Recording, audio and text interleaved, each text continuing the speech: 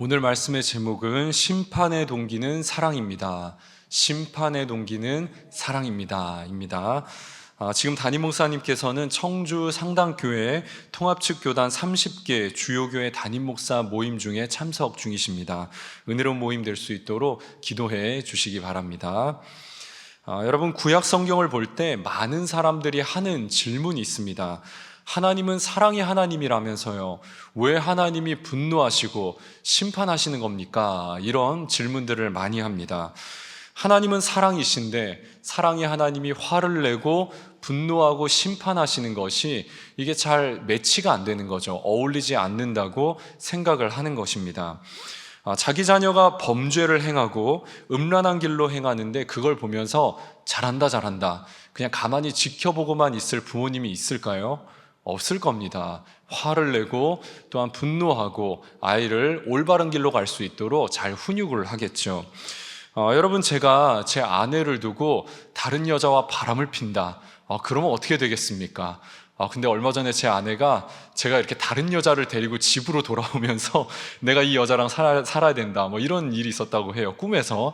여러분, 이걸 본다고 하면 가만히 있을 여자가 누가 있겠습니까? 저에게 화를 내야 될 것이고, 또한 저를 말을 안 들으면 법정에다가 고소를 해야 되겠죠. 난 이혼하겠다. 그래야 될 겁니다.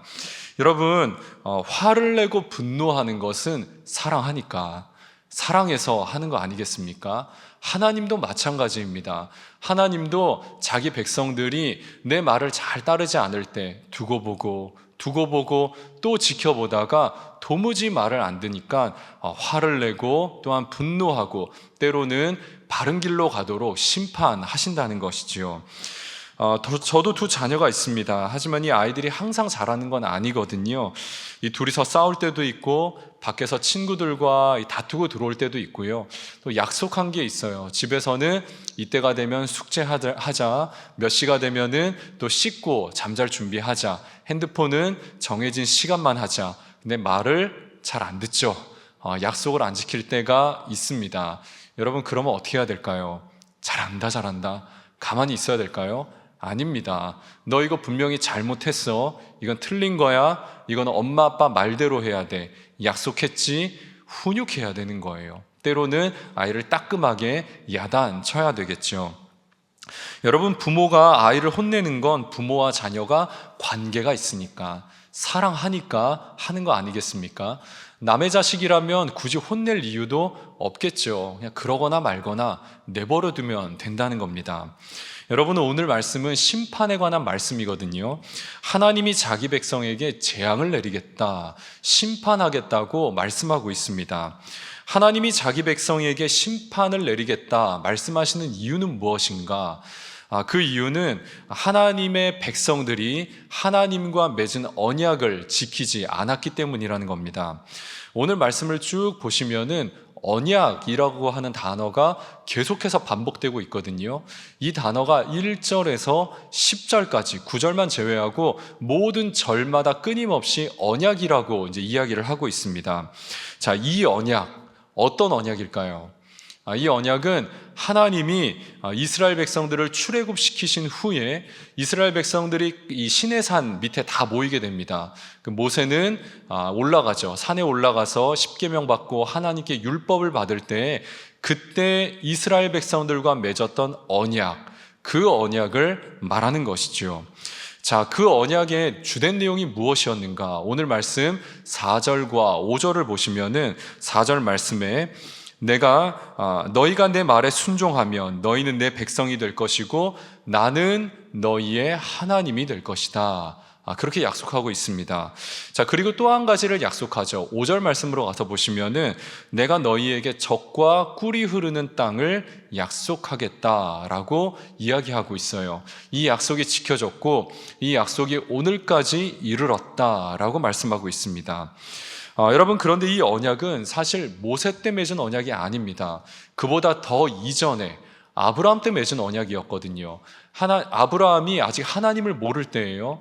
그때 하나님이 아브라함을 부르시고 아브라함과 언약을 하나 맺으시죠. 아브라함아, 지금부터 내가 너의 하나님이 될 것이다.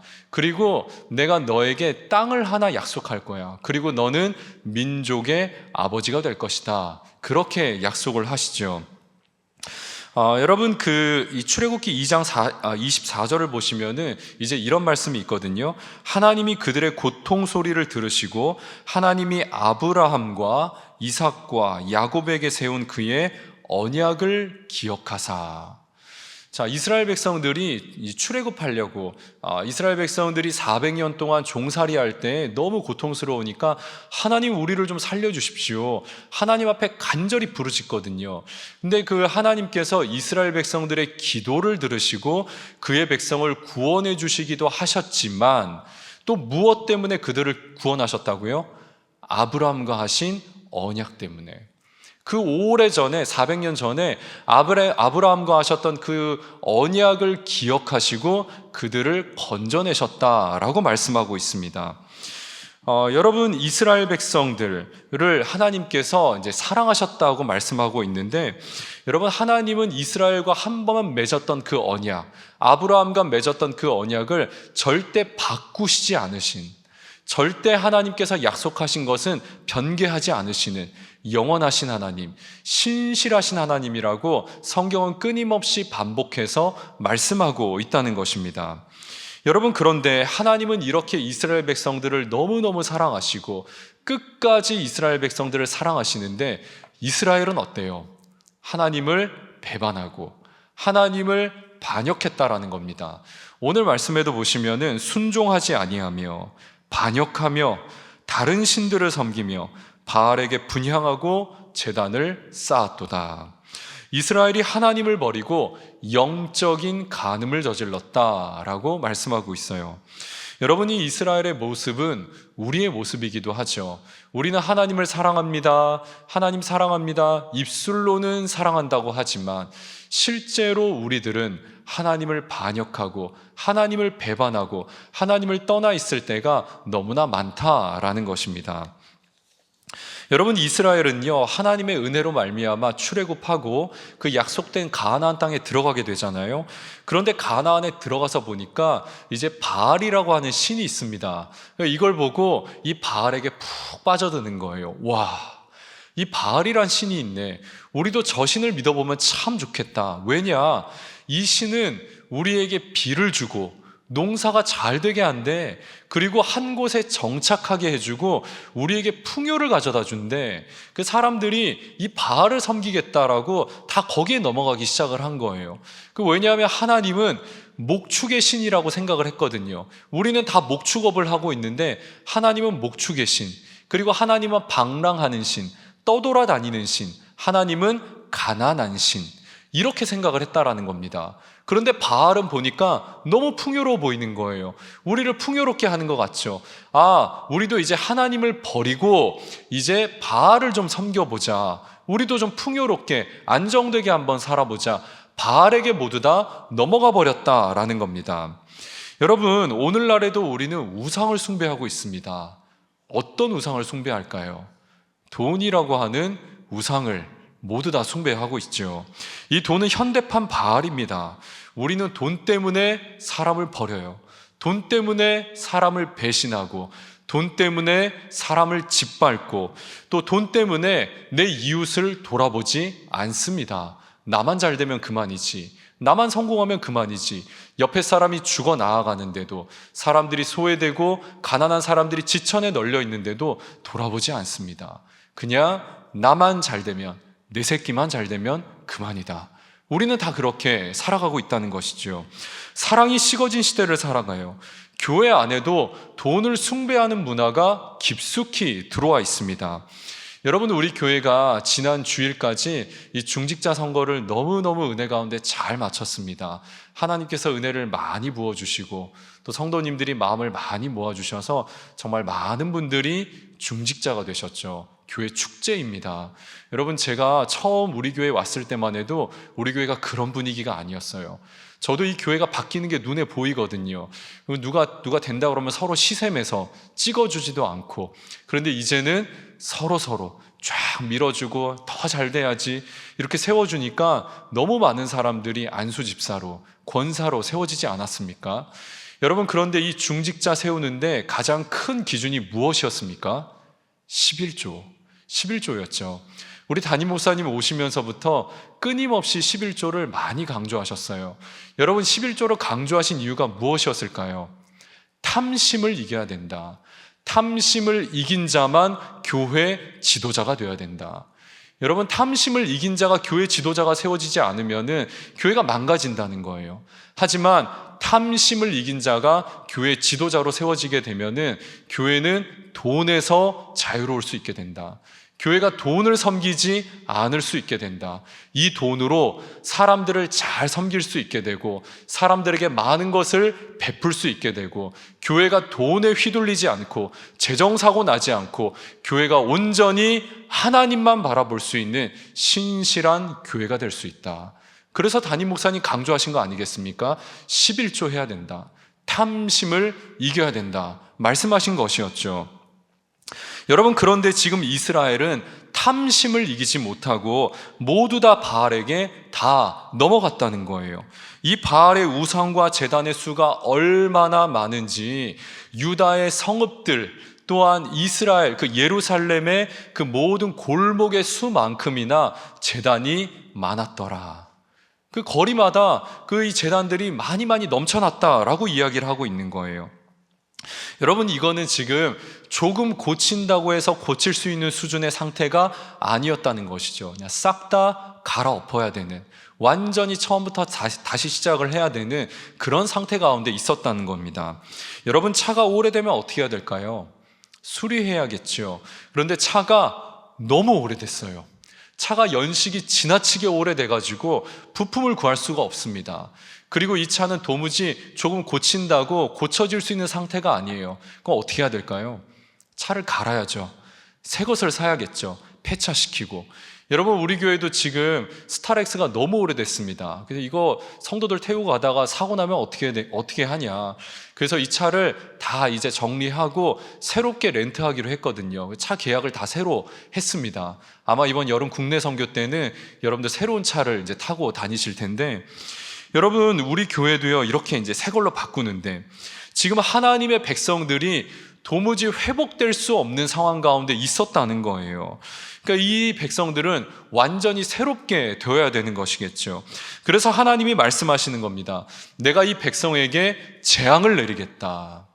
여러분, 이 재앙을 내리겠다는 말은 내가 이 백성을 멸망시키겠다는 거예요. 북쪽에 있는 이스라엘은 이미 아수르에게 100여 년 전에 멸망당했습니다. 지금 남쪽에 유다거든요. 이 남쪽에 있는 유다는 이제 멸망이 임박해 있어요. 하나님이 바벨론을 빗자루 삼아서 이 모든 예루살렘 성읍들과 남쪽에 있는 유다를 다 정리하겠다. 쓸어버리겠다. 너무 더러워서 내가 볼 수가 없어서 이 백성을 깨끗이 정리하겠다. 하나님이 멸망을 약속하고 있었다는 겁니다. 하나님이 마음을 다 정하셨어요. 난 이거 바꾸지 않을 거야. 예레미야야, 네가 기도해도 나는 듣지 않을 테니까 그렇게 알고 있어라. 하나님이 말씀하셨죠. 여러분, 하나님이 유다와 예루살렘을 미워해서 심판했나요? 그렇지 않습니다. 약속했으니까 약속한 대로 심판을 행하시는 것이죠. 자기 백성을 사랑해서 오히려 따끔하게 야단을 치신다는 겁니다. 이 심판이라는 말은 이제 히브리어로 보면 샤파트라고 하는 단어를 사용하거든요. 근데 이 샤파트라는 단어는 번역하기가 너무 어렵습니다. 하나님의 공의와 하나님의 사랑이라는 이 두 가지 의미가 동시에 들어있거든요. 그래서 이 샤파트라고 하는 단어를 이게 한글로 번역하기가 너무 어려운 거예요.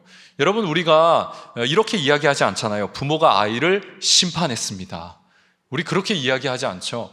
부모가 아이를 야단쳤습니다. 따끔하게 야단쳐요. 눈물 쏙 빠지게 야단을 칩니다. 하지만 그런 다음에는 어떻게 하죠? 아이를 안아주죠. 아이를 품에 안습니다. 다음부터 그러지 마라. 아이를 따뜻하게 위로해 줍니다. 여러분, 이게 샤파트, 하나님의 심판이라는 것이죠. 여러분, 이게 부모예요. 부모의 심정인 것이죠. 하나님은 자기 백성을 사랑해서 지금 따끔하게 야단치려는 거예요. 아이고, 저 말 안 듣는 백성들 내가 지긋지긋해서 저것들 그냥 싹 다 정리해야지, 그냥 멸망시켜버려야지. 그런 게 아니라는 겁니다. 지금 우리 말로 보니까 그렇게 들리지만은 그런 의미가 아니라, 하나님이 내 백성을 야단치지만 내 백성이 맞는 걸 보면서 속으로는 아파서, 본인이 더 아파서, 내 자식이 아파하는 걸 보니까, 우는 걸 보니까 아파하지만 그럼에도 불구하고 정신 차려야 되니까, 옳은 길로 돌아야 되니까 하나님이 꾹 참고 속으로 울고 계시는, 이게 하나님 아버지의 마음이라는 것입니다. 여러분, 예언서는 이런 의미를 가지고 읽어갈 때 이 예언서가 바로 우리에게 들어올 수 있다는 것이죠. 여러분, 야고보서 1장 13절에 이런 말씀이 있습니다. 사람이 시험을 받을 때 내가 하나님께 시험 받는다 하지 말지니 하나님은 악에게 시험을 받지도 아니하시고 친히 아무도 시험하지 아니하시느니라. 우리가 시험당하는 것은 우리가 하나님을 사랑하지 않아서예요.